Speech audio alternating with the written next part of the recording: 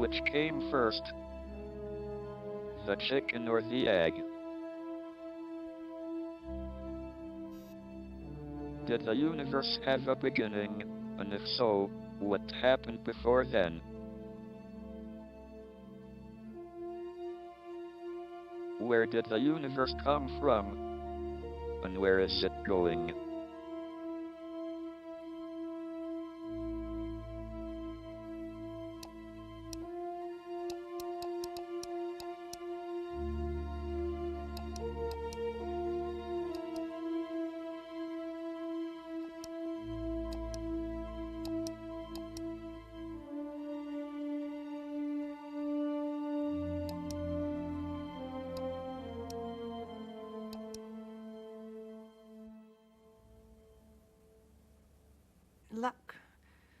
Luck, well, we have been very lucky. I mean, my family and Stephen and everybody. You have your disasters, but the point is that we have survived. Everybody has disasters, and yet some people disappear and are never seen again.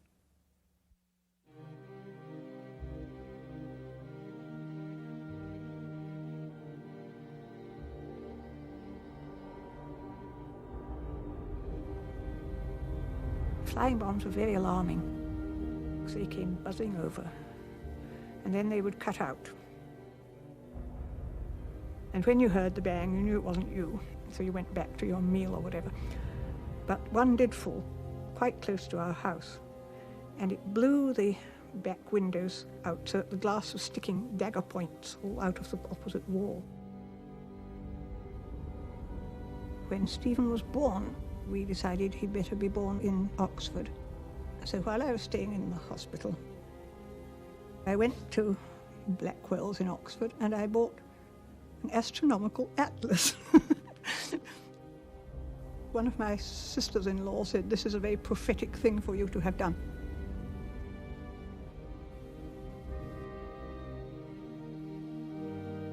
How real is time? Will it ever come to an end?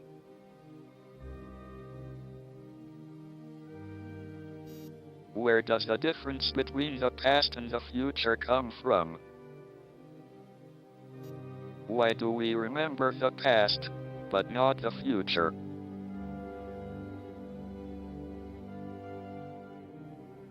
I can remember the day when we travelled through London and the blackout was over. And the trains, instead of being shut in by blinds so you just travelled in a train, we were coming over one of the bridges. And all the lights, well, such lights as were left, were on in London. But it was also a completely starry night, and you could see them right all. It was beautiful.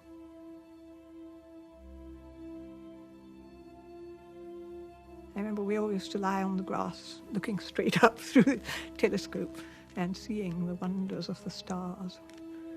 And Stephen always had a strong sense of wonder, and I could see that the stars would draw him, and further than the stars.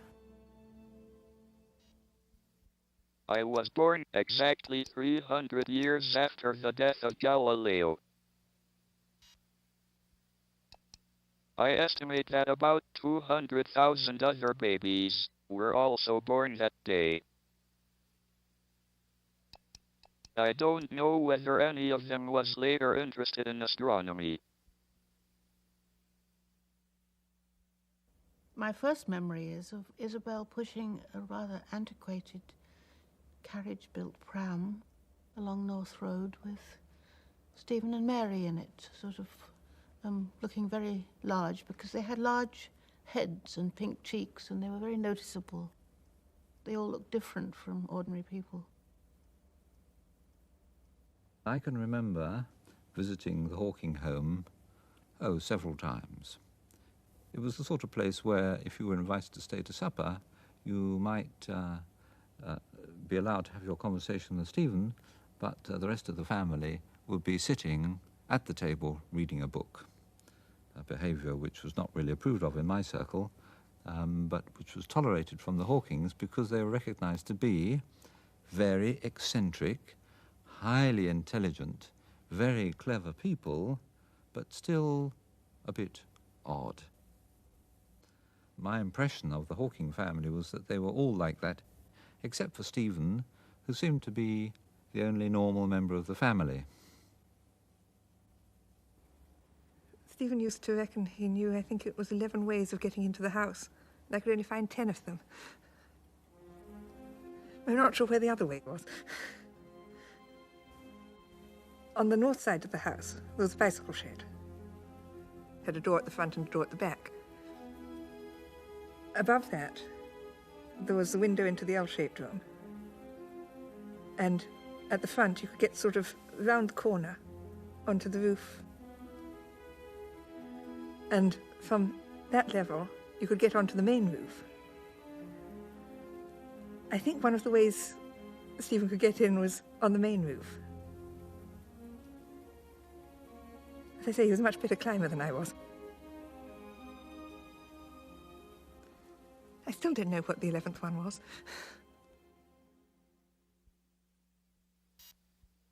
Before the 20th century, it was thought that the universe had existed forever, or had been created at some time in the past, more or less as we observe it today.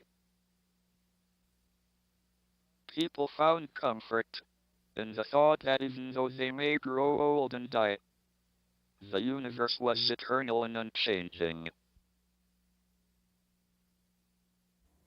I gave up playing games with Stephen, when he was ill that time, when he was about 12, because he started taking games terribly seriously. We had Monopoly. And first of all, the Monopoly board sprang railways going across it to add to the complications. And then Monopoly just wasn't adaptable enough. It ended up with a fearful game called Dynasty, which, as far as I can make out, because I say I never played it, went on forever because there's no way of ending it. It was almost a substitute for living, as far as I could make out. It took hours, hours and hours. I thought it was a perfectly terrible game. I couldn't imagine anyone getting taken up with that. But Stephen always had a very complicated mind, and I felt as much as anything it was the complication of it that appealed to him. When I was in high school, I learned that light from distant galaxies was shifted to the red. This meant that they were moving away from us, and that the universe was expanding. But I didn't believe it. A static universe seemed much more natural. It could have existed, and could continue to exist, forever.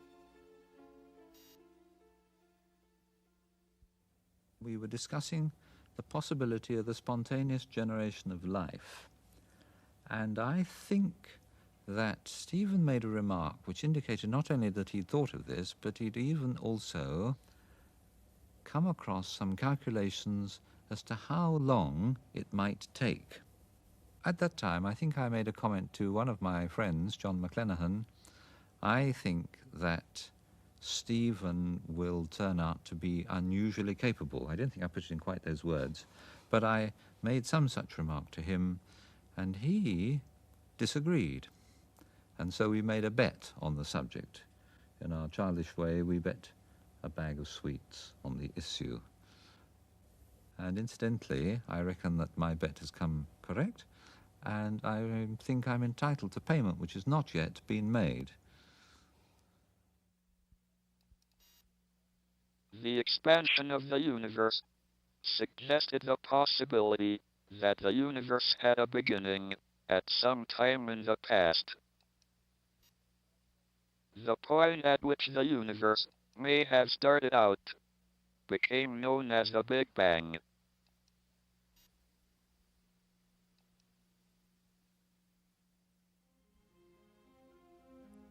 The first year he was at St Albans School, he came, I think, third from the bottom. So I said, well, Stephen, do you really have to be as far down as that? And he said, well, a lot of other people didn't do much better. He was quite unconcerned. Somehow he was always recognised as being very bright. And in fact, they gave him the Divinity Prize one year. That was not surprising, because his father used to read him Bible stories from a very early age, and he knew them all very well. And he was quite well versed in religious things, although I don't think he makes a very great deal of practice of it now. Everybody used to argue theology. That's a good, safe subject. You don't need any facts or distracting things like that. If you go in for arguing, debating, you can quite happily debate about anything, including theology and the existence or otherwise of God. And then someone gets bored, or Journey into Space comes on, or something like that. The argument breaks up. In an unchanging universe, one can imagine that God created the universe at literally any time in the past.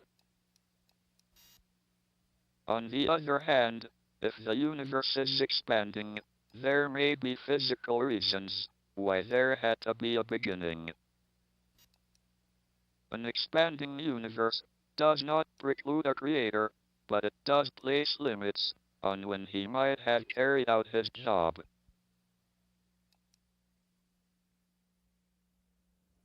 When the family went to India, it was arranged that Stephen should come and live with us for a year. He decided it would be nice that we should have Scottish dancing in the evening. Now, mind you, this was quite an ordinary house, but we had rather a lot of room and a large hall.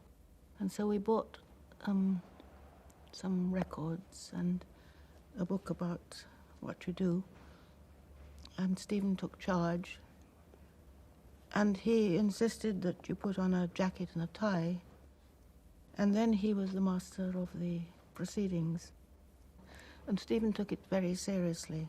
But then he liked dancing, you see. There were 4 physicists in my year. Gordon Berry, Richard Bryan, Stephen, myself. I first remember Stephen on an occasion when Gordon and I went up after dinner to his room to try to find him. And Stephen was up there with a crate of beer, slowly drinking his way through it. He was only 17. He couldn't legally go into a pub.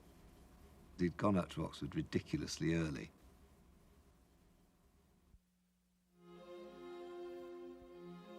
We used to have what we call a gathering net. We used to organise a beer party and various things like that to gather all these collars, many freshmen as we could get, you see, to get them to join the boat club. And that's how we collected him, you see.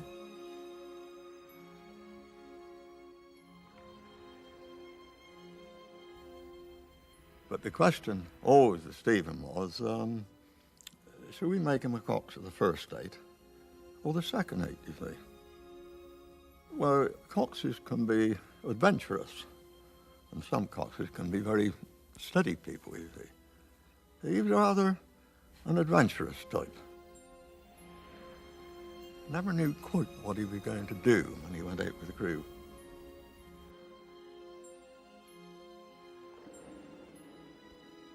I think he used to bring his work down with him into the boat sometimes, you know. The sort of thinking gear was going on different levels. We were asked to read a chapter 10, in a book called Electricity and Magnetism by Bleeny and Bleeny, an unlikely combination, a husband and wife team. And at the end of that chapter, there are 13 questions, all of them final honours questions. I discovered very rapidly that I couldn't do any of them. Richard and I worked together for the week, and we managed to do 1.5 questions, which we felt very proud of. Gordon refused all assistance and managed to do 1 all by himself. Stephen, as always, hadn't even started. But the next morning, he went up to his rooms at 9 o'clock. And we came back about 12, maybe 12:05. And down came Stephen, and we were in the college gateway in the lodge. "Ah, Hawking," I said, "how many have you managed to do then?" "Well," he said, "I've only had time to do the first 10. And I think at that point we realised that it's not just that we weren't in the same street, we weren't on the same planet. I once calculated that I did about 1,000 hours work in the 3 years I was at Oxford, an average of an hour a day. I'm not proud of this lack of work. I'm just describing my attitude at the time. An attitude that nothing was worth making an effort for. He used to produce his work every week for tutorial, and as he never kept any notes or papers or that sort of thing, on leaving my room he would normally throw it in my wastepaper basket. And when he was with other undergraduates at a tutorial and they saw this happen, they were absolutely horrified because they thought he did this work in probably half an hour. And if they could have done it in a year, they wouldn't have thrown it in the wastepaper basket, they would have put it in a frame up on their walls. Because of my lack of work, I had planned to get through the final exam by doing problems in theoretical physics and avoiding any questions that required factual knowledge. I didn't do very well. I was on the borderline between a first and second class degree, and I had to be interviewed to determine which I should get. They asked me about my future plans. I replied, if they gave me a first, I would go to Cambridge. If I only got a second, I would stay in Oxford. They gave me a first.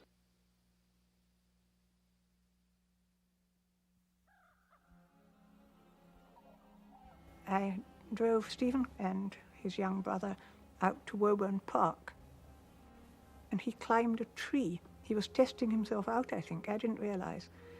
And he did manage to climb a tree and to go along a branch of it and to get himself down.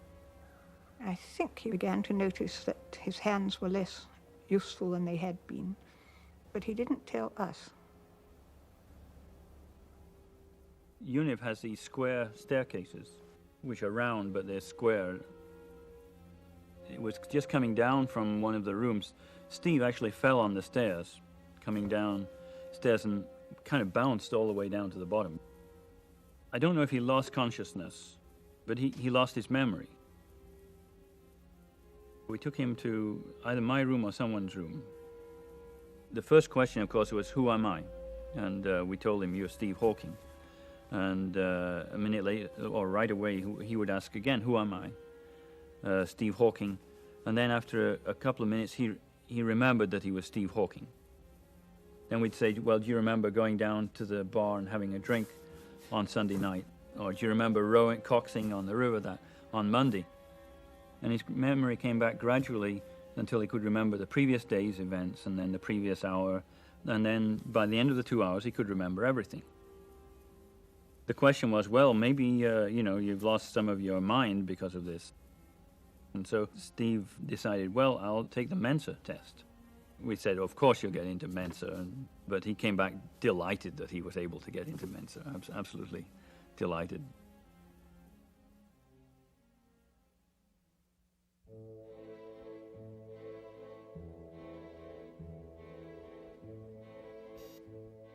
I felt that there were two areas of theoretical physics I might study at Cambridge. One was cosmology, the study of the very large. The other was elementary particles, the study of the very small. However, I thought that elementary particles were less attractive, because there was no proper theory. All they could do was arrange the particles in families, like in botany.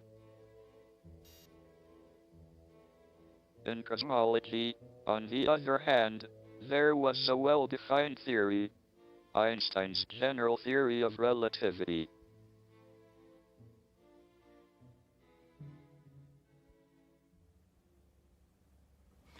It was a very cold year, and the ice on Verulamium Pond was frozen there, and we all went skating. And Stephen managed to skate fairly well, but then he and I were close together. He wasn't skating in a very advanced way, but nor was I, if it comes to that. He fell, and he couldn't get up. So I took him to a cafe to warm up, and he told me then all about it. And it was diagnosed.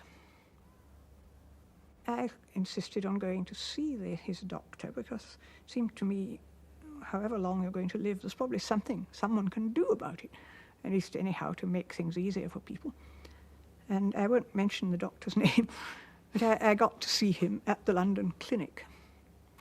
And he was rather surprised that I should bother to come round to see him. I mean, after all, I was only Stephen's mother. So he said he was quite nice. I mean, he agreed to see me in a rather grand way. And he said, yes, it's all very sad. I mean, brilliant young man, cut off in the prime of his youth, as it were. But of course, I said, well, what can we do? You see, well, what can we do to sort of, can we get physiotherapy? Can we get anything like that will help in any way? I said, well, actually, no. There's nothing you can do, really, more or less. That's it. Shortly after my 21st birthday, I went into hospital for tests. They took a muscle sample from my arm, stuck electrodes into me, and injected some radio-opaque fluid into my spine, and watched it going up and down with X-rays as they tilted the bed. I was diagnosed as having ALS, amyotrophic lateral sclerosis, or motor neuron disease, as it is also known. The doctors could offer no cure, and gave me 2.5 years to live.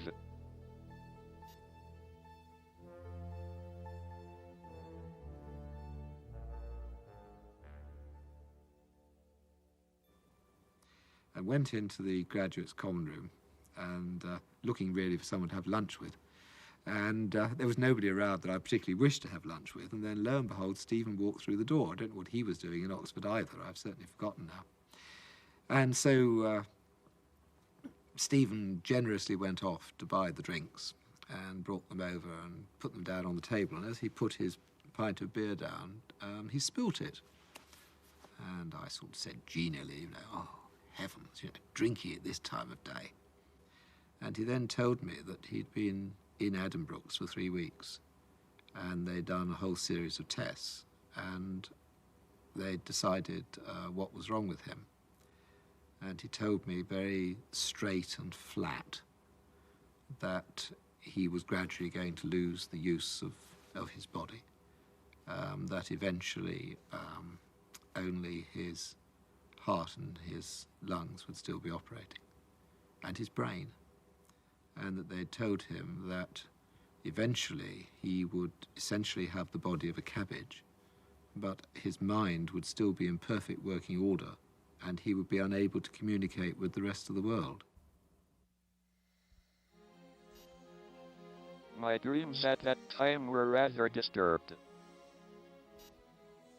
Before my condition had been diagnosed, I had been very bored with life. There had not seemed to be anything worth doing. But shortly after I came out of hospital, I dreamt that I was going to be executed. I suddenly realized that there were a lot of worthwhile things I could do if I were reprieved.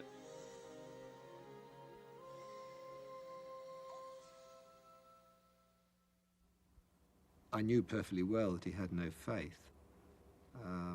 And to me, that made it the more difficult, because you must ask yourself, why me? Why this? Why now? But he just totally, flatly accepted that this was what was going to happen to him. And as far as I can gather, at that point, he started to do some work. At first, there did not seem much point in working at my research, because I didn't expect to live long enough to finish my PhD. However, as time went by, the disease seemed to slow down. I began to understand general relativity and make progress with my work. But what really made a difference was, I got engaged to a girl called Jane Wilde.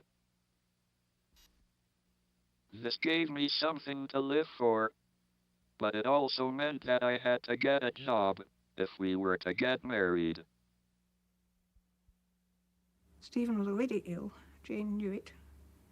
And it was another instance of Stephen's luck, you know, meeting the right person at the right time. Because Stephen was very, very badly depressed. And he wasn't really very much inclined to go on with his work. I mean, he'd been told he'd only got 2.5 years. What can you do in that time? But meeting Jane really put him on his mettle, and he started to work. I wanted to understand how the universe began. Einstein's theory of general relativity showed that the universe was expanding. But there was no answer to the crucial question, must there have been a Big Bang, a beginning to time? Then, in my 3rd year at Cambridge, Roger Penrose made his discovery about the death of stars. I remember talking to this friend, Ivor Robinson, and we were having a sort of very animated conversation. And then we had to cross a road. And as we crossed the road, of course, the conversation stopped. And then we got to the other side. Well, evidently, I had some idea in crossing the road, but then the conversation started up, and it got completely blotted out of my mind. And it was only later, after my friends had gone home, and I began to have this strange feeling of elation, feeling wonderful.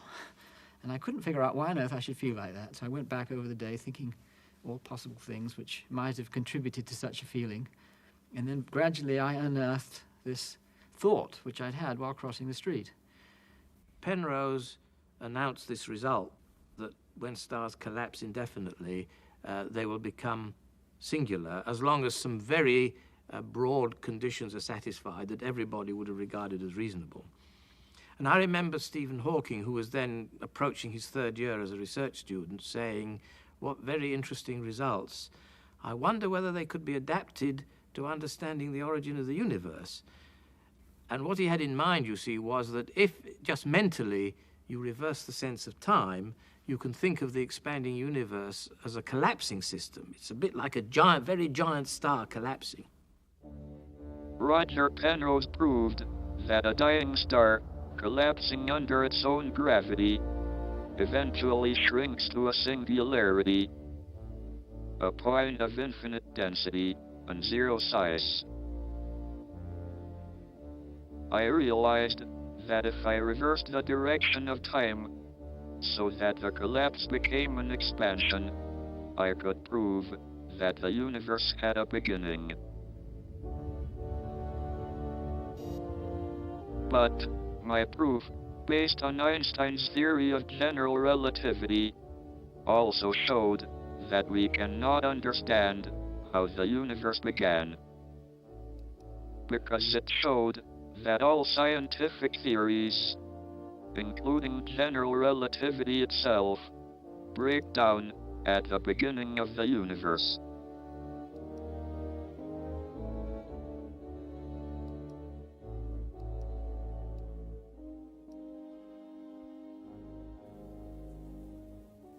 We had this meeting at the Institute of Space Physics in New York.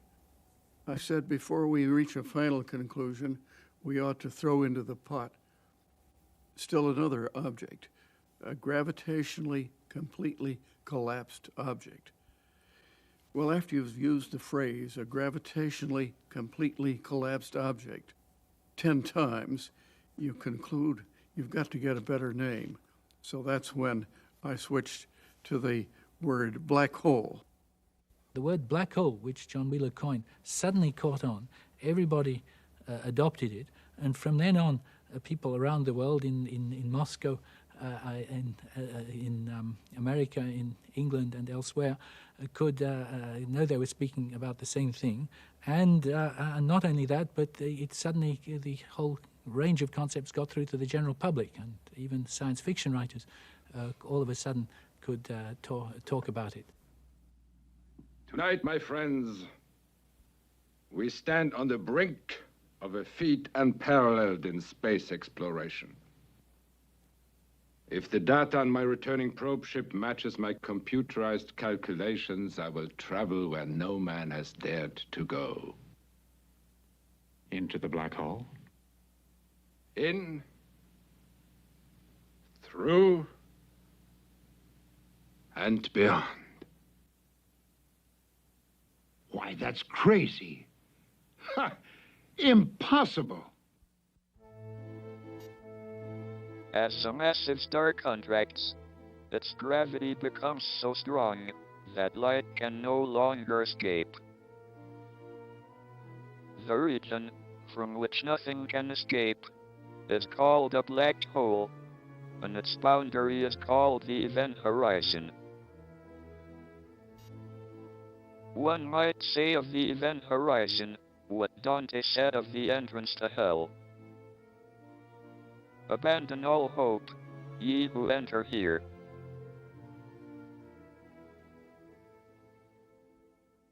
I was once asked to actually be an adjudicator on an essay of which the subject was how to fall through a black hole and live.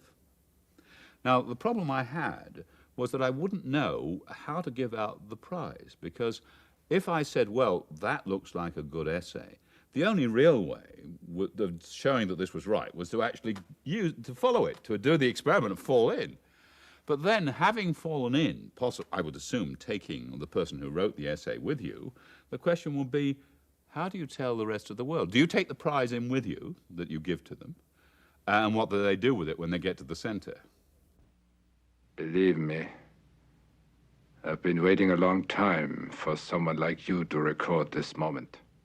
Thank you, Doctor. Then I'm ready. Ready to embark on man's greatest journey. Certainly his riskiest. The risk is incidental compared to the possibility to possess the great truth of the unknown. There, long-cherished laws of nature simply do not apply. They vanish. And life? Life? Life forever.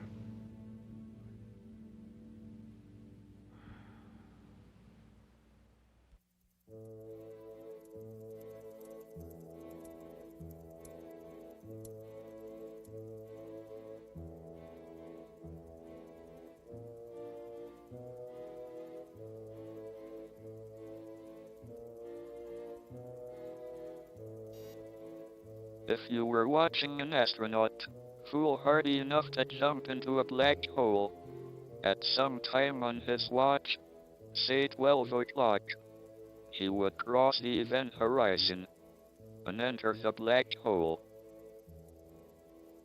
But no matter how long you waited, you would never see the astronaut's watch reach 12 o'clock.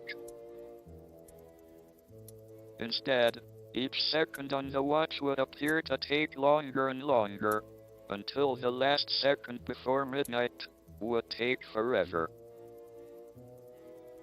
Thus, by jumping into a black hole, one could ensure that one's image lasted forever.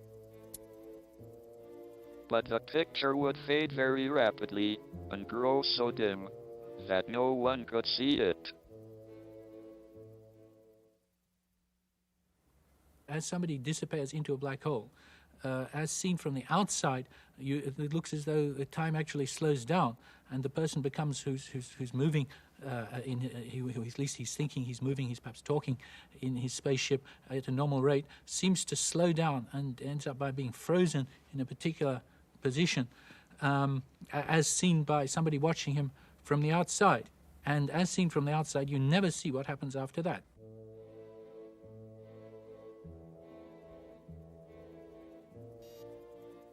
The astronaut wouldn't notice anything special when his watch reached midnight, and he crossed the event horizon into the black hole. Until, of course, he approached the singularity and was crushed into spaghetti.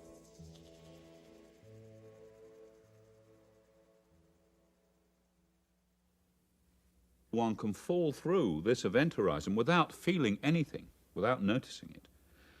After about a week of falling, one begins to feel the pinch, and one extends longer and longer and gets slightly thinner. And, of course, one begins to get squeezed, until one gets very long and very thin and rather nasty. By the end of 2 weeks, one's fallen right into the center, and one is, of course, dead. Before you lose sight of the outer world, you would see things happening, and you would see them at a greater rate, so that it would look like a firework display. The frustration would be that although you would be able to see everything that happens in the future, it would be going so fast that from a scientific point of view, you would have no time to analyze it. You wouldn't be able to take it in.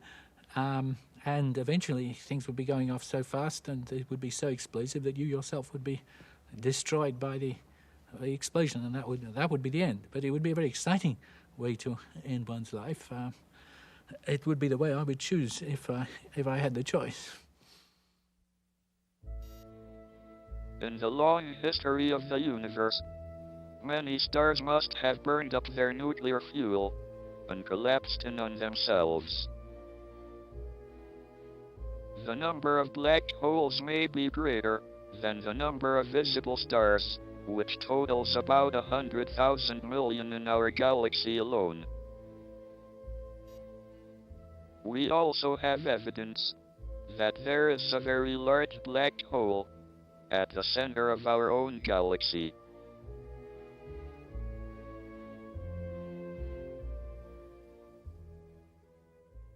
Friends ask me, well, if a black hole is black, how can you see it? And I say, have you ever been to a ball? Have you ever watched the young men dressed in their black evening tuxedos and the girls in their white dresses whirling around, held in each other's arms, and the lights turned low, and all you can see is the girls? Well, the girl is the ordinary star, and the boy is the black hole. You can't see the black hole any more than you can see the boy. But the girl going around gives you convincing evidence there must be something there holding her in orbit. One evening, shortly after the birth of my daughter, Lucy, I started to think about black holes as I was getting into bed. My disability makes this rather a slow process, so I had plenty of time. Suddenly, I realized that the area of the event horizon must always increase with time. The increase in the area of the event horizon was very reminiscent of a quantity called entropy, which measures the degree of disorder of a system. It is a matter of common experience that disorder tends to increase with time if things are left to themselves. Jacob Bekenstein came into the office one day. Jacob, I said, it always troubles me when I put a hot teacup next to a cold teacup. I've increased, by letting heat flow from one to the other, the amount of disorder in the universe. But Jacob, if a black hole swims by and I drop both teacups into this, I've concealed the evidence of my crime, have I not? Bekenstein's a man of great integrity, and he looked troubled, and he came back to me later, and he said, "No, you have not concealed the evidence of your crime. The black hole records what's happened to you." Stephen Hawking read the paper in which Bekenstein announced this result, thought it was preposterous, and decided to prove it was wrong. My discoveries led Jacob Bekenstein to suggest that the area of the event horizon actually was the entropy of a black hole. But there was one fatal flaw in Bekenstein's idea. If black holes have an entropy, they ought to have a temperature. And if they have a temperature, they ought to give off radiation. But how could they give off radiation if nothing can escape from a black hole? As it turned out, Bekenstein was basically correct, though in a manner far more surprising than he, or anyone else, had expected.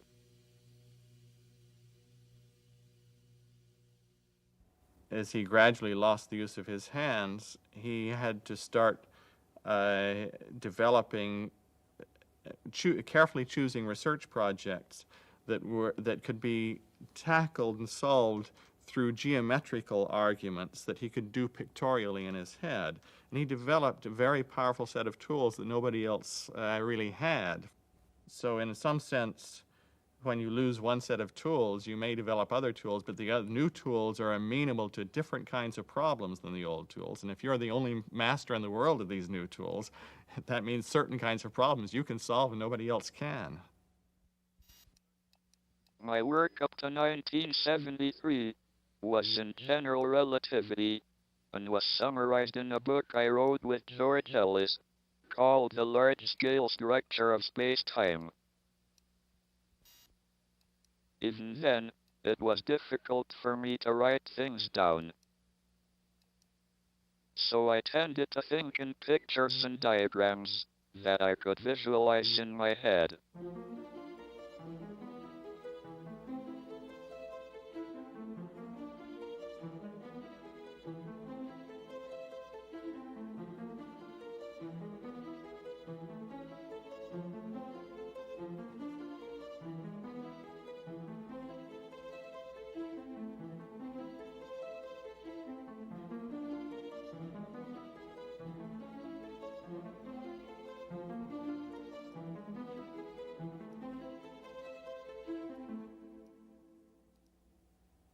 I remember visiting Stephen and Jane at their home in Cambridge. After supper in the evening, when it was time for Stephen to go to bed, Jane insisted, and Stephen acquiesced, I guess this was standard, that Stephen make his way up. I've forgotten whether it was one flight of stairs or two flights of stairs alone, and this was a period when he could no longer walk. The way he got up the stairs was he grabbed hold of the pillars that support the banister and pulled himself up the stairs with the strength of his own arms, dragging himself up from the ground floor on up to the second story in a long, arduous effort. Jane explained that this was an important part of his physical therapy to maintain his coordination and strength as long as possible. At first, it was sort of heart-rending to watch what appeared to be the agony of pulling himself up the stairs until I understood.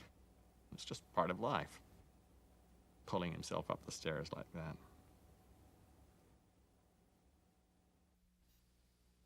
General relativity is what is called a classical theory.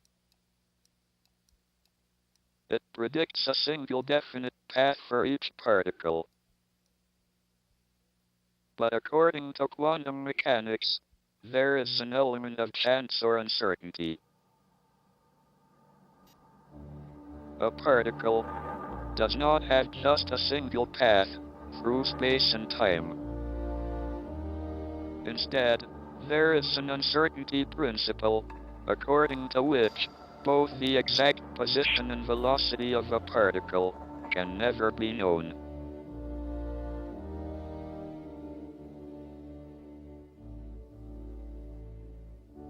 I began investigating the effect quantum mechanics might have on particles near a black hole. I found that particles could escape from a black hole, that black holes are not completely black. At first I didn't believe it. But when I redid the calculations, I couldn't get the effect to go away. I met Martin Rees, and he was shaking with excitement. And he said, have you heard what Stephen has discovered? Everything is different, everything is changed. I was still unsure of my discovery, so I only told a few colleagues. But word soon spread. Roger Penrose phoned up on my birthday. He was very excited and went on so long that my birthday dinner got quite cold. It was a great pity because it was goose, which I'm very fond of. To me, it's a miracle because it's a complicated and messy calculation. We can now do these things very much better, and it's more transparent what happens. But out of this messy calculation, he showed that black holes aren't black with this quantum mechanical effect. There was a residual radiation. Stephen came to a meeting and people were flabbergasted. And I remember someone getting up and saying, "You must be wrong, Stephen, I don't believe a word of it." I once said that I was unhappy with the explanation given in terms of negative energy particles being created. But I feel this is part of the controversy of science. You must have the give and take. And I'm delighted to be able to be part of that. I mean, that's what makes it fun. You know, if you all sat down and said, "Oh, lovely," when you do have niggling questions in your minds, that's not doing a service to science. But I was not antagonistic to it in any way, except for that one time when I questioned. I finally convinced myself that black holes radiate when I found a mechanism through which this could happen. According to quantum mechanics, space is filled with virtual particles and antiparticles that are constantly materializing in pairs, separating, coming together again, and annihilating each other. In the presence of a black hole, one member of a pair of virtual particles may fall into the hole, leaving the other member without a partner with which to annihilate.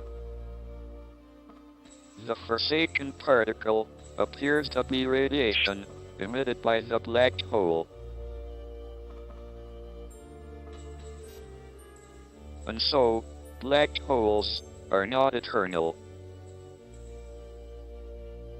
They evaporate away at an increasing rate until they vanish in a gigantic explosion. Quantum mechanics has allowed particles and radiation to escape from the ultimate prison, a black hole. Einstein never accepted quantum mechanics because of its element of chance and uncertainty. He said, "God does not play dice." It seems that Einstein was doubly wrong.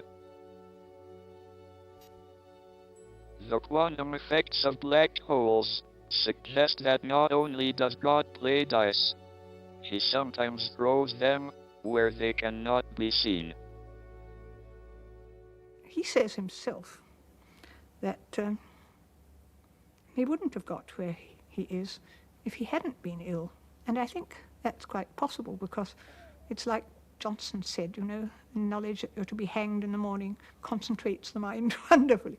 And he has concentrated on this in a way that I don't think he would have done because he always took a great interest in a lot of things in life.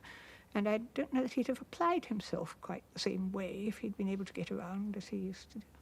So in a way, no, I can't think anyone's lucky to be having an illness like that even so. But it's less bad luck for him than it would be for some people, if you see what I mean. because he can so much live in his head. When I lived with the Hawking family, I would usually get up around 7:15 or 7:30 and take a shower and then read my Bible some in the morning and pray. And then I would go down at 8:15 to get Stephen up. And then at breakfast, I would often tell him what I'd been reading in the Bible, hoping that, you know, maybe this would eventually have some influence. So then we would go into work, and usually we'd go in and see if there were any scientific papers that people send out. And I did discover that despite Hawking's great brilliance, he does read quite slowly. I mean, I could read about twice as fast as he. But of course, the point is, he would have to read to remember it, because it would be very difficult for him to go back and access the thing. Whereas I could skim the paper rather quickly and say, is there something interesting in this? If I wanted to work on it, I could pick the thing up and look at it. Black hole radiation has shown us that gravitational collapse is not as final as we once thought. If an astronaut falls into a black hole, he will be returned to the rest of the universe in the form of radiation. Thus, in a sense, the astronaut will be recycled. However, it would be a poor sort of immortality, because any personal concept of time would come to an end as he is torn apart inside the black hole. All that would survive would be his mass or energy.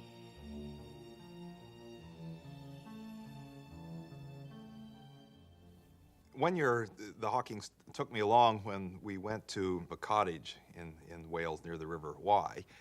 And this cottage was up a hill, and there was a bit of a paved little sidewalk that went up to the cottage, which I had not been up, and of course I wanted to do it in the least number of trips that I could imagine. So we put Stephen's batteries under his chair. I mean, his wheelchair has space for batteries, and put extra batteries under there, which Stephen didn't realize he had, that I'd put under there, so he didn't realize this wheelchair was as heavily laden as possible. So Stephen got quite a bit ahead of me, and then he was turning the corner to go around to his house, but that was on a slope, and so I looked up and I noticed Stephen's wheelchair was slowly tipping backward, and of course I was about 10 meters away. Tried to run up there, but I was not able to get there nearly rapidly enough before he toppled over backward into the bushes. And so it was a bit of a shocking sight to see this master of gravity getting overcome by the weak gravitational force of Earth. One of the worst things for me would be having people there all the time, never alone. I mean, I couldn't bear that. And yet he finds things funny, and he enjoys life, and he goes dashing about all over the place. And I think this is tremendous. But it's a sort of courage that I haven't got, and his father hadn't got it. And we cannot but admire it, but wonder how on earth he got it, really. There must have been 50 people there. And I was standing off in a corner, sort of watching quietly for a few minutes, relaxing. And Stephen was over there not far from me. Jane walked over to Stephen and looked at him, and he was sitting there with his head in his lap, like only Stephen can put his head in his lap. And Jane said to Stephen, "You look miserable, Stephen. Sit up straight. Some of your guests don't understand that you're sitting there thinking about physics and having a wonderful time. It looks like you're in pain. Sit up straight and go talk to your guests." In 1979, I was elected Location Professor of Mathematics. This is the same chair once held by Isaac Newton. They have a big book which every university teaching officer is supposed to sign. After I had been Location Professor for about a year, they realized I had never signed. So they brought the book to my office, and I signed with some difficulty.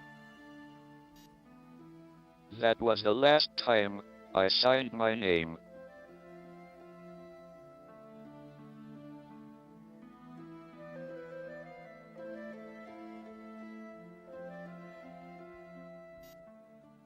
My interest in the origin and fate of the universe was reawakened when I attended a conference on cosmology in the Vatican. Afterwards, we were granted an audience with the Pope. He told us that it was all right to study the evolution of the universe after the Big Bang, but we should not inquire into the Big Bang itself, because that was the moment of creation, and therefore the work of God. I was glad that he did not know the subject of the talk I had just given. The possibility that the universe had no beginning, no moment of creation.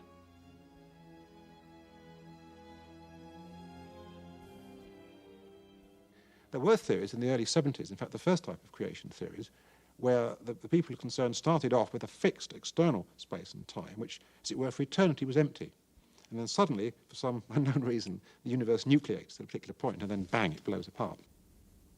But the trouble is that when space and time appear in the classical theory, that actual point itself is a singular point in the mathematics. The mathematics breaks down, and so you cannot in fact use that to give you a creation theory. If one goes back in time, one comes to the Big Bang singularity, where the laws of physics break down. But there's another direction of time that one can go in, which avoids the singularity. This is called the imaginary direction of time.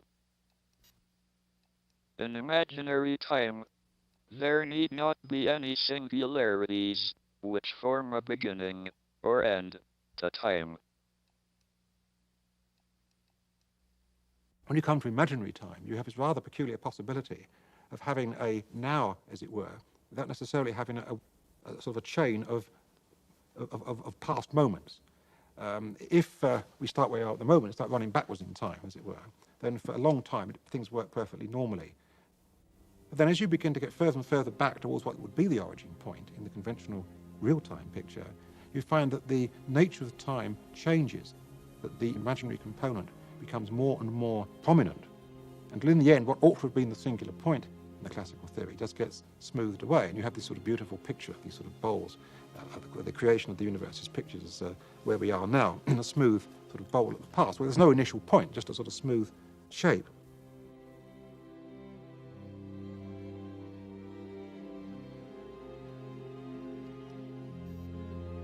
So long as the universe had a beginning, we could suppose it had a creator. But if the universe is completely self-contained, having no boundary or edge, it would neither be created nor destroyed. It would simply be.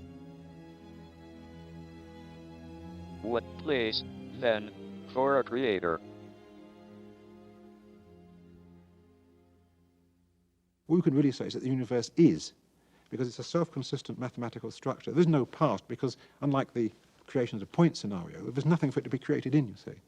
So to say it's created from nothing is actually a little bit of a misnomer. It's a misleading use of the word nothing. It's not just that there was empty space in which the universe appeared, which you might call nothing. There was really nothing at all, because there wasn't even a creation event. You see, the use of a past tense in a verb becomes inappropriate in these theories. Unfortunately, tenses were set up when people believed in real time, of course, and we don't yet have a linguistic form to describe tenses in imaginary time. The word time was not handed down from heaven as a gift from on high. The idea of time is a word invented by man, and if it has puzzlements connected with it, whose fault is it? It's our fault. Where does the difference between the past and the future come from? The laws of science do not distinguish between the past and the future. Yet, there is a big difference between the past and future in ordinary life.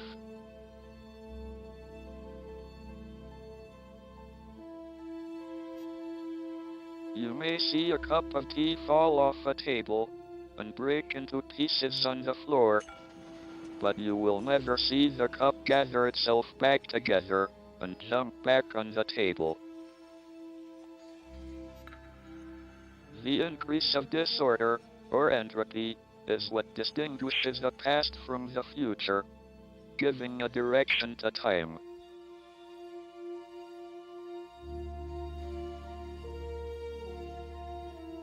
He fell ill in Switzerland. When he came back, he was on a ventilator. Because he's on a ventilator, you've got a tube down your throat and therefore you can't speak, just for that reason. For that period, which may have been a couple of months, I spent probably 1 in 2 nights, 1 in 3 nights at the hospital. Because when he was in hospital, he couldn't communicate with the nurses. I mean, it's not just like being seriously ill, but you're in a position where the nurses couldn't understand what Stephen wanted. If Stephen was uncomfortable, they couldn't tell why. Before I caught pneumonia, my speech had been getting more slurred, so that only a few people, who knew me well, could understand me. But at least I could communicate.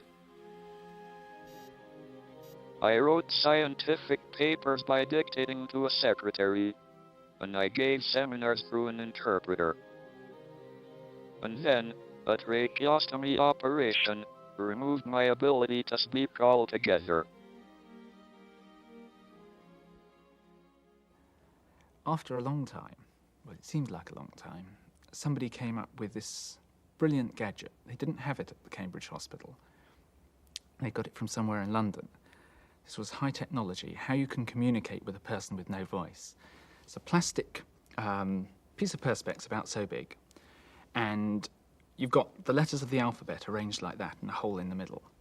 And you hold it up between you and the other person, and they look at a letter, and you can see, of course, which letter they're looking at most of the time. Sometimes you can't quite be sure.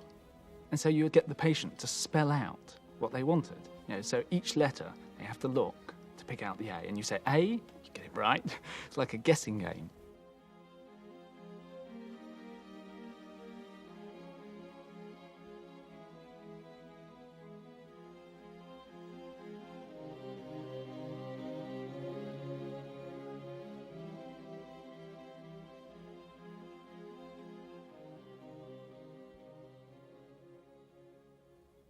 Stephen wasn't willing to accept that he wasn't going to speak again. And he thought that he would be giving in by trying to find a method of communicating other than speech. And I remember I went in one evening, and this was the first time that he asked to be gotten out of bed to use the computer. Sometimes they would sit him up so that he wasn't lying in the bed all the time, as you do with a patient. But this time when I turned up, he asked the nurse, could he be gotten out of bed? So he could use the computer, and he did. And I remember the first thing he typed on there, after saying hello, Stephen's always very polite about things like that, was, will you help me finish my book?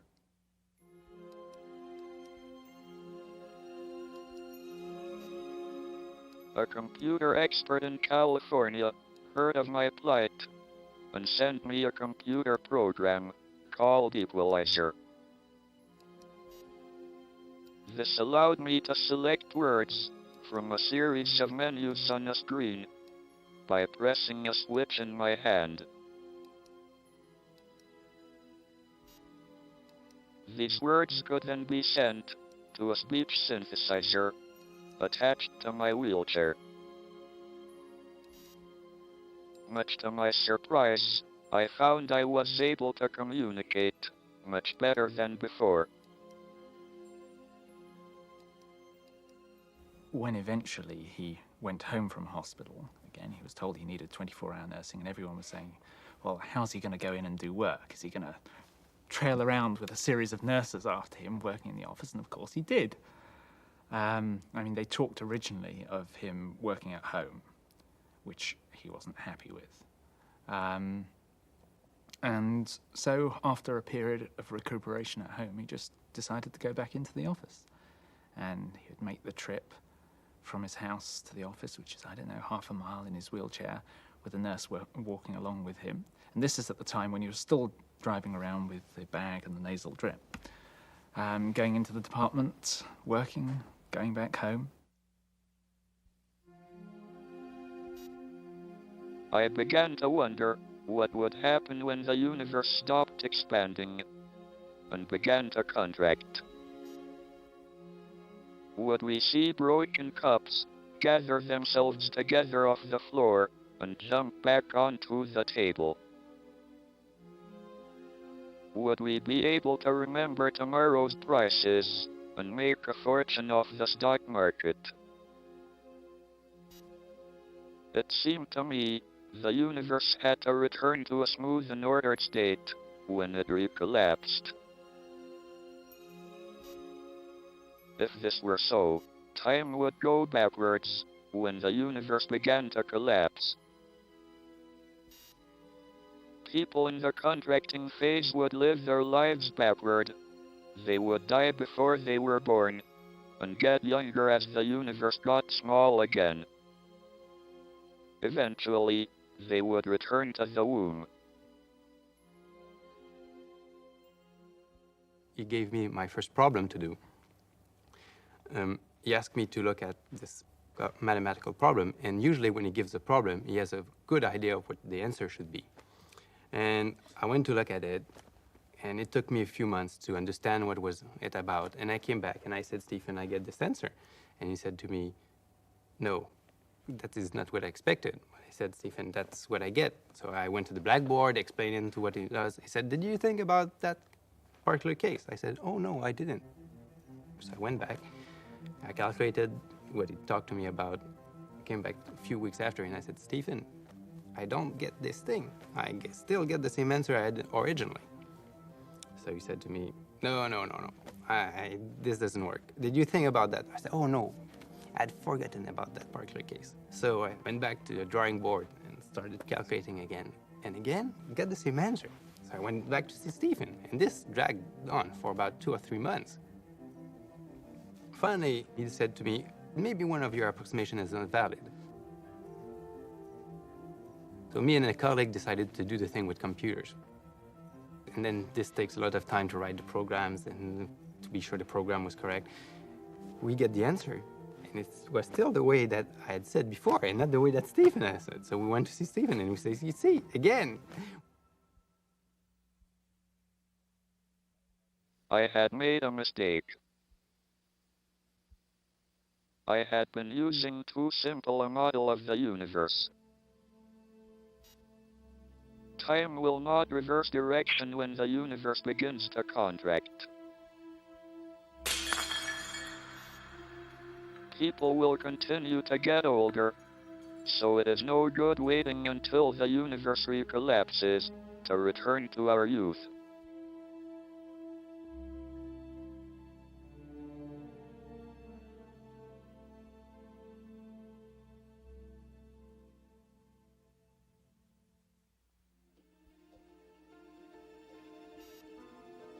Einstein once asked the question, how much choice did God have in constructing the universe?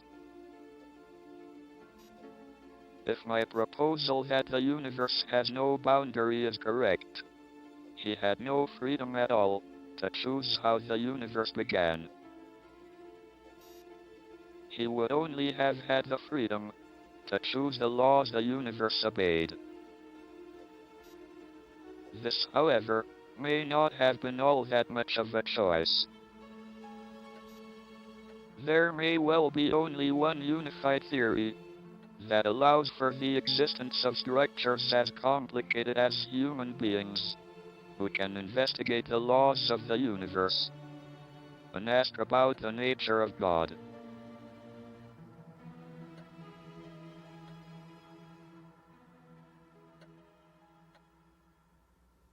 I don't know how clear-cut these experiments are, but they're experiments that have been done on sort of the timing of consciousness, and they seem to lead to a very odd picture which doesn't even quite make consistent sense.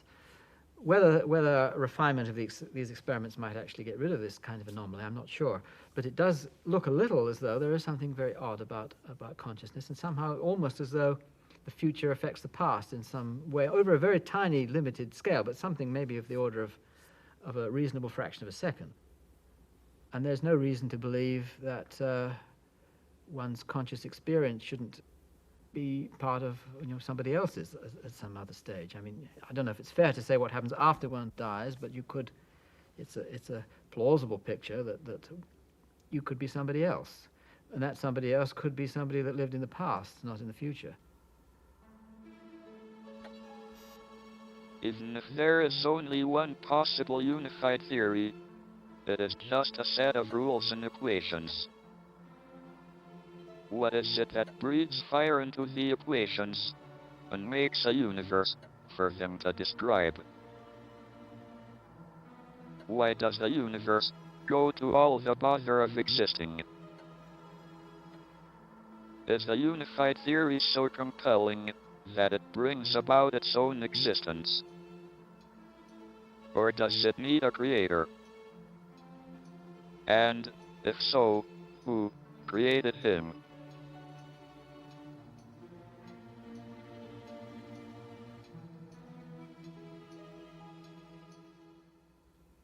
I think I would say that the universe has a purpose. It's not a somehow just there by chance. I mean, I think it's, yeah. So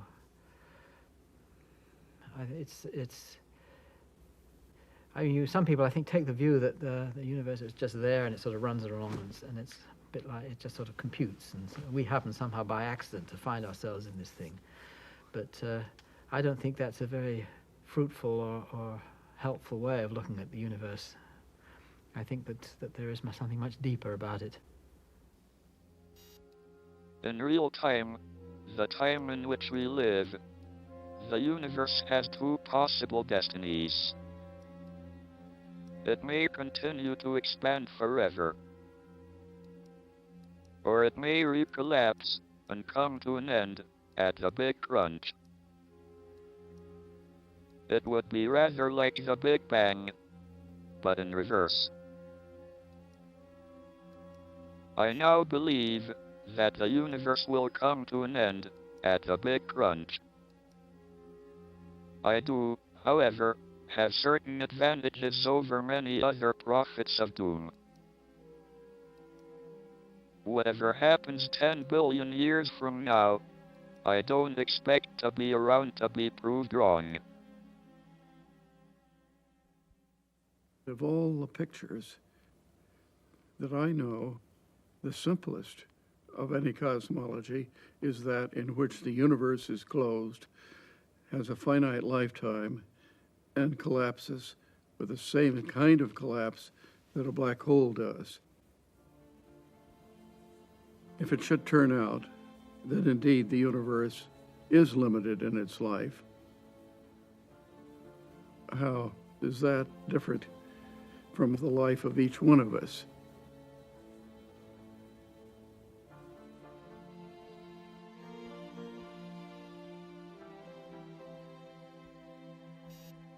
On the evening of Tuesday, March 5th, at about 10:45, I was returning to my flat in Pinehurst.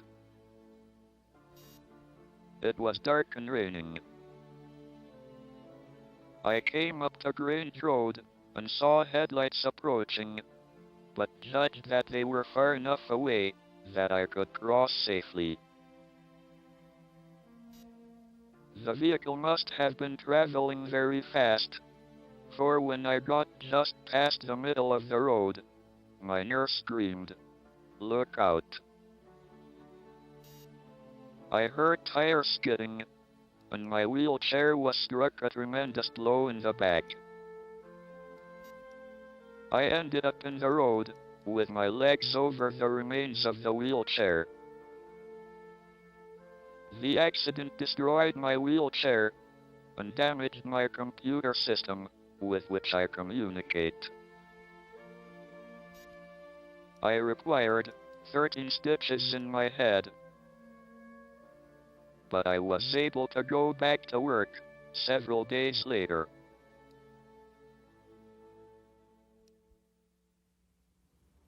The memories I have are very much kind of visual pictures of what Stephen was of seeing Stephen in certain situations. He was always moving, always. Well, hardly ever still. It was the same thing about his face and gesture, which he used a great deal, I should say, but it's only memory. I found some photographs recently which reminded me of the general look of everybody. But I must say, Stephen looked very much like he does now, if one thinks of him like that.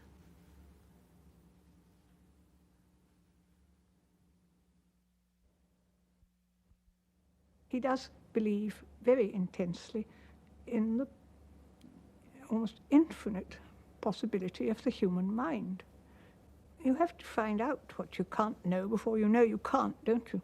So I don't think that thought should be restricted at all. And why shouldn't you go on thinking about the unthinkable?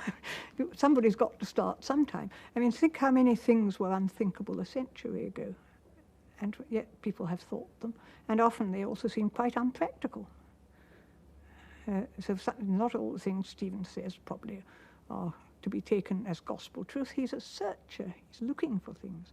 And if he is, sometimes he probably talks nonsense. Well, don't we all? But the point is that people must think. People must go on thinking. They must try to extend the boundaries of knowledge, and they don't sometimes even know where to start. You don't know where the boundaries are, do you? You don't know what your taking off point is.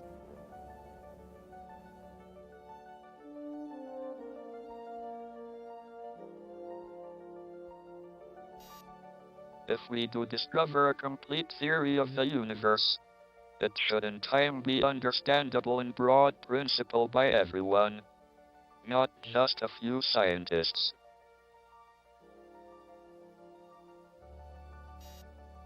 Then we shall all, philosophers, scientists, and just ordinary people, be able to take part in the discussion of why it is that we and the universe exist.